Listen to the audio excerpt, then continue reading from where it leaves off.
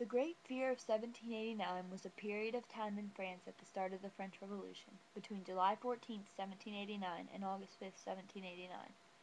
The worsening grain shortage of the spring of 1788 had been the cause for rural unrest in France in 1789.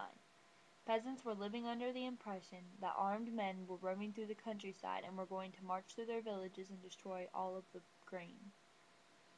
Local militia started guarding the grain supplies because of these rumors, and the peasants armed themselves in self-defense. They even went as far as to start attacking manor houses. The royals didn't care, though. They kept spending money on extravagant parties, feasts, and lavish items. They put themselves farther into debt. The peasants had had enough of them.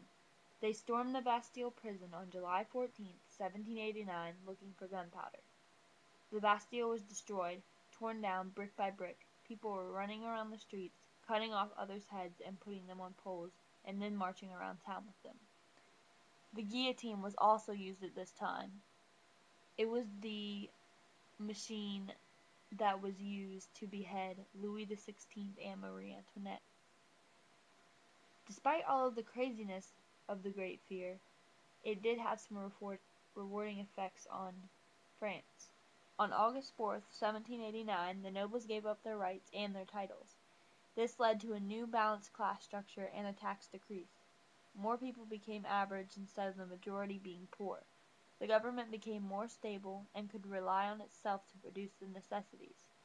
The new tax system forced nobles to pay taxes so that the prosperity of the country could grow. The Catholic Church stepped towards becoming less corrupt as a result of the bishops giving up their tithes. They couldn't live off the government anymore and had to be based on donation. The separation of church and state began, and this gave more power to the people and less to the church, nobles, and royalty.